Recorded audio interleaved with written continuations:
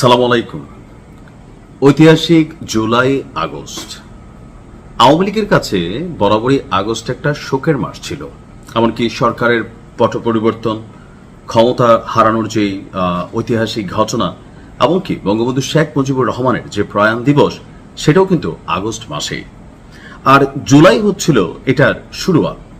2024 সালে সরকারের যে পট পরিবর্তন হয়েছিল, তখন এই জুলাই মাস জুড়ে যে আন্দোলন দানা বেঁধেছিল, অর্থাৎ জুলাই মাসে আপনার আবু সাঈদের মৃত্যুর ঘটনার পর থেকেই টোটাল আন্দোলনের পটভূমি আপনার পরিবর্তিত হতে থাকে। তো এখন এই জুলাই মাসকে নিয়ে সরকারের আসলে কোনো সিদ্ধান্ত আছে কিনা, অথবা এই জুলাই মাসকে ঘিরে সরকার কিভাবে আসলে মূল্যায়ন করবে। অবশেষে জুলাই মাসের গুরুত্বপূর্ণ একটা তারিখ হচ্ছে 16ই জুলাই। এখন থেকে প্রতি বছর 16ই জুলাইকেও শহীদ দিবস হিসাবে ঘোষণা করেছে বা শহীদ দিবস হিসাবে পালনের সিদ্ধান্ত নিয়েছে সরকার। কেন 16 জুলাইকে আসলে বেছে নেওয়া হলো, চলুন দেখি। 2024 সালে জুলাই আগস্ট ঘটনার নেপথ্যের মূল যে ক্যারেক্টার আবু সাঈদ শহীদ, তো তার কিন্তু মৃত্যু হয়েছিল জুলাইয়ের 16 তারিখে। সেই তারিখটাকে মাথায় রেখে সরকার আপনার সার্বজনীনভাবে, অর্থাৎ এই 16ই জুলাইকে শহীদ দিবস হিসাবে পালনের সিদ্ধান্ত নিয়েছে। শুধুমাত্র আবু সাঈদকে কেন্দ্র করে তা না, অর্থাৎ জুলাই মাসে আরো যারা সরকার পরিবর্তনের জন্য বা আন্দোলন করেছিলেন স্বৈরাচার পতনের জন্য, সেই আন্দোলনে যারা ভূমিকা রেখেছিল তাদের কথা মাথায় রেখে 16ই জুলাইকে আপনার সরকার জুলাই শহীদ দিবস হিসাবে পালন করার সিদ্ধান্ত নিয়েছে। আপনার সরকারের যেই যুক্তিগুলো আছে এর মধ্যে অন্যতম হচ্ছে যে, প্রথম দিকে বহুল আলোচিত হত্যাকাণ্ডগুলোর মধ্যে একটা হচ্ছে এই আবু সাঈদের ঘটনা। যখন রংপুরে এই ঘটনা ঘটেছিল, এই জন্য 16 জুলাইকে তারা বেছে নিয়েছে। অন্যদিকে ওই ঘটনাকে সরকার জুলাই গণ অভ্যুত্থানের একটি গুরুত্বপূর্ণ মোড় বা প্রতীকী হিসাবে আপনার এটাকে বিবেচিত করছে। অর্থাৎ ওই দিন থেকে আন্দোলনের ধারা বদলে গিয়েছিল, সারা বাংলাদেশ একটা জায়গাতে চলে আসছিল।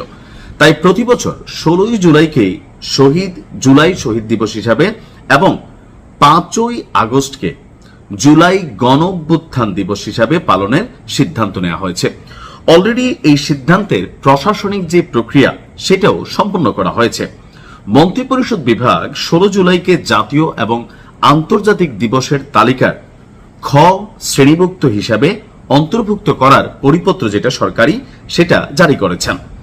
আগে 16 জুলাইকে শহীদ আবু সাঈদ দিবস এবং 8ই আগস্টকে নতুন বাংলাদেশ দিবস করার সিদ্ধান্ত নিয়েছিল। পরে উপদেষ্টা পরিষদ সেই সিদ্ধান্তকে পরিবর্তন করে 16ই জুলাই জুলাই শহীদ দিবস, 5ই আগস্ট জুলাই গণঅভ্যুত্থান দিবস এবং 8ই আগস্টকে আসলে কোন বিশেষ দিবস হিসাবে আর আপনার পরিচিতি দিচ্ছে না। 8ই আগস্ট আপনাদের খেয়াল থাকা, ডক্টর ইউনূস তিনি রাষ্ট্র ক্ষমতায় আসীন হয়েছিলেন।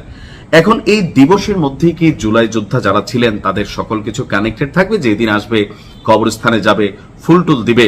আবার ধরেন বাকি যারা আছেন এই জুলাই আন্দোলনকে কেন্দ্র করে অনেকেই কোটি কোটি টাকার মালিক হয়ে গেছে, কেউ এমপি হয়ে গেছেন, কেউ মন্ত্রী হয়ে গেছেন, কেউ তাদের নাম প্রভাব প্রতিপত্তি সারা দেশ বিদেশ জুড়ে ছড়িয়ে দিয়েছেন। আবার অনেকে এখনো ক্র্যাচের উপর ভর করে হাঁটছেন, অনেকের এখনো চোখ নাই, হাত নাই, পা নাই, কেউ ভিক্ষা করে ভাত খাচ্ছে, কেউ এতিমখানায় আপনার বড় হচ্ছে, অথবা আরো অভাব অনটনের সাথে লড়াইটা চালিয়ে যাচ্ছে।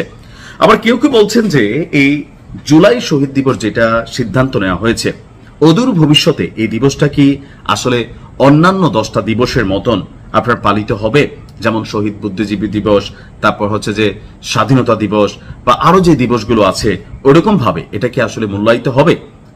কেউ কেউ বলছেন যে না, আওয়ামী লীগ সরকার আসলে এই দুটো দিবসের কোনোটাই তারা রাখবে না, কারণ আওয়ামী লীগের কাছে জুলাই আগস্ট হচ্ছে একটা ষড়যন্ত্রের মাস, যে তাদেরকে ক্ষমতা থেকে সরানোর জন্য দেশি বিদেশি ষড়যন্ত্র হচ্ছিল। আবার অন্যদিকে এন্টি আওয়ামী লীগ যারা আছেন বাংলাদেশের মানুষ, তারা মনে করছেন যে জুলাই আগস্ট হচ্ছে ওই পুণ্যের মাস যে মাসে আল্লাহ পাক রহমত নাজিল করছে, আওয়ামী লীগ শাসনের আপনার গোড়াপত্তন বা শেষটা আসলে মানুষ দেখেছিল। দেখা যাক কি হয়। ভালো থাকুন। আসসালামু আলাইকুম।